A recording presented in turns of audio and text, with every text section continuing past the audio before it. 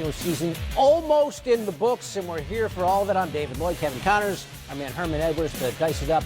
We're going to tell you who's in, who's out, and who's going where for Wild Card Weekend. Right, and there were a whole lot of complicated scenarios that could have played out. Who's going to play who? We know everything in the AFC right now. It is Broncos going to Buffalo a week from today.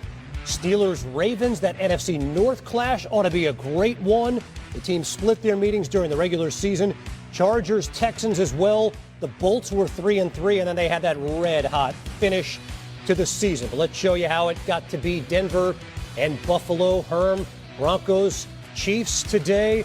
And what a compliment to Cortland Sutton Marvin Mims has become. Yes, and you think about this Denver team.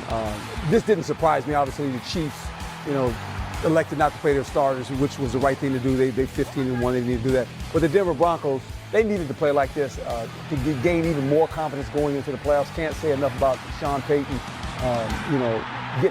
getting this team in the playoffs. So it's really good. They're going Lindsey Theory with Marvin Mims following the win. Marvin, the first playoff appearance for you guys, now clinched since 2015. Can you describe the emotion from this team? Yeah, I mean, it's a huge accomplishment for everybody on this team. Me being in my second year, it's big for me, but guys like Cortland Sutton, Garrett Bowles have been here, since, that 2015, after that year. But just for the whole team, the franchise, organization, just to be back in the playoffs, Denver Broncos is such a good organization in the NFL and so much history behind it. So just to be back is a huge accomplishment for us. Your rookie quarterback, Bo Nix, nearly perfect today. What were you seeing from him? Yeah, he was comfortable.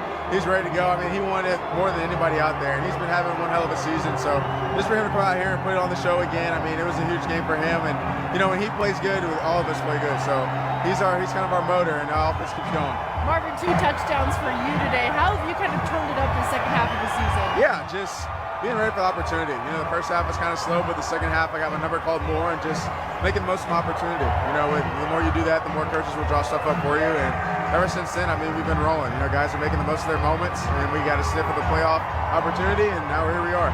Next up, the Buffalo Bills. How do you guys prepare? Yeah, we're going to have to prepare really well. They're playing good football, earn their second seed. We're going to go up to Buffalo. We know how Bills Mafia is, but really excited to go back up there. We were up there last year, but really excited for the opportunity. Congratulations. Thank you. The legend of Bills Mafia only grows, and the Broncos entered the season with the second longest odds to make the playoffs, according to ESPN Bet. How about the fact that this is Denver's first trip to the postseason since winning Super Bowl 50? What a drought. New on SportsCenter, Broncos head coach Sean Payton.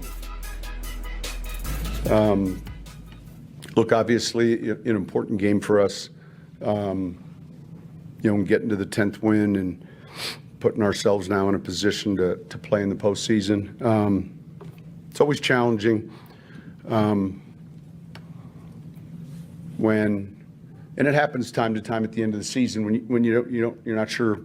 Maybe a team that you're playing, and I thought our players did a good job of focusing on the things they could control. I can recall coming here 5 years ago, COVID, and none of your quarterbacks were playing. And those are the things that drive coaches crazy, and so this week is difficult because,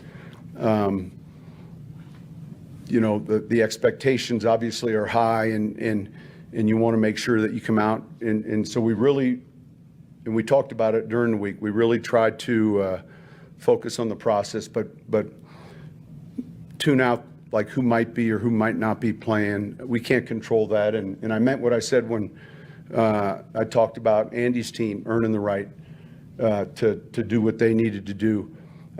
Every one of us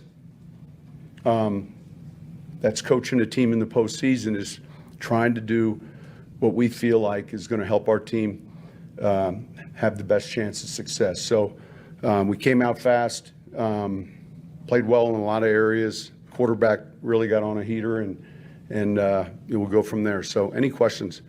Yeah, Sean, backup Chiefs or not, there's still a lot of pressure on you guys. Could you talk about how your rookie quarterback thrived, it seemed like, in a pressure game here? Felt like he was seeing the field well. Obviously, we played well up front. We had decent balance. We converted a lot of third downs, so that kept us on the field. The time of possession mattered. in that, I don't know, we had one drive, it felt like it lasted forever. But you got to be converting third downs or fourth downs. I can't recall many times today, going to that third and long box. So even when we were on third down, it was manageable. Yeah, I mean, he's seen the field well. Gave him some spontaneous plays, like at the line of scrimmage, just to go run. He handled that well. But overall, I was pleased. Coach, you've talked about your expectations for this team versus external expectation. Just wondering the pride you feel in this group, kind of looking back from the start of the season to now in terms of what they've accomplished. I think, look, good question. I think, and it wasn't just from a draft or just from free agency, but young and hungry can sometimes be pretty dangerous. And I think that, most NFL seasons are filled with, highs and lows. And can you, do you have the grit and the fortitude to weather the lows? 0-2 going on the road. We got to get a win at Tampa. That was an important stretch, that East Coast swing. And then when you can have some success, then you can have some confidence, and then it becomes something that can repeat itself. It's hard to have confidence if you haven't really demonstrated it yet. And so we began to see young players thrive in certain positions. Some veterans, some key veterans come in and fill in roles for us. So it was a number of different transactions that worked out, and I'm proud of them. Coach, a very important win for this season.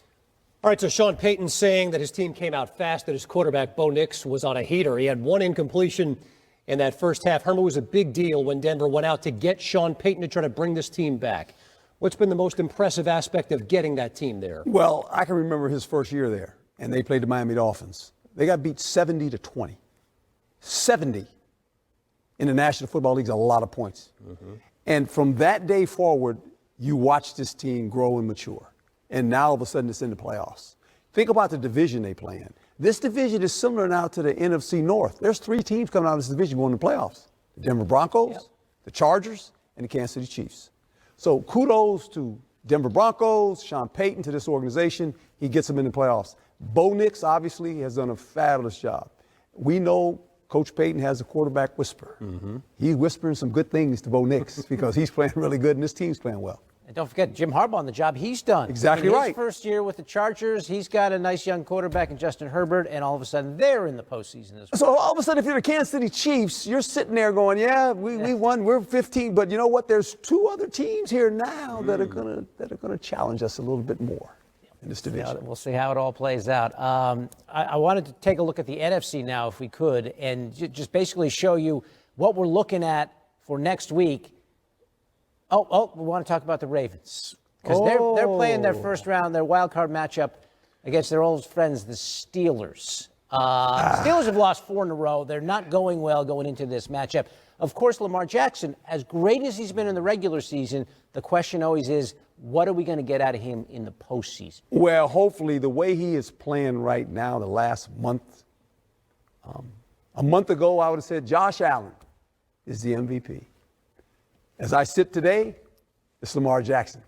Not even close. And the way this team is playing collectively, when you watch them, offensively, they run the ball well.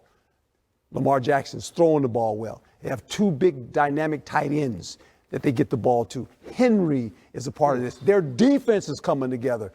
The only thing that scares me now about the Baltimore Ravens is this. The Baltimore Ravens play against the Ravens at times. They have 132 penalties. You don't like that as a coach, I know that. That is, when you get in the playoffs, that could come back to bite you. They lead the league in fouls. They have 132 of them.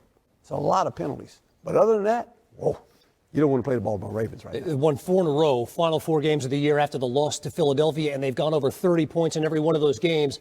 The Steelers side of things, I know you're concerned a bit about their ability to score points. They are struggling. They haven't scored 20 points in a month. Right? And you talked about the losses in a row. Their defense is hanging in there, because the Steelers play sometimes ugly football. You know, they can play games where they kick 4 field goals and win, but you're not going to be able to do that in the playoffs with some of the teams and the quarterbacks you're going to face. That's going to be their problem if they can't score points. All right, that's the AFC. Let's take a look.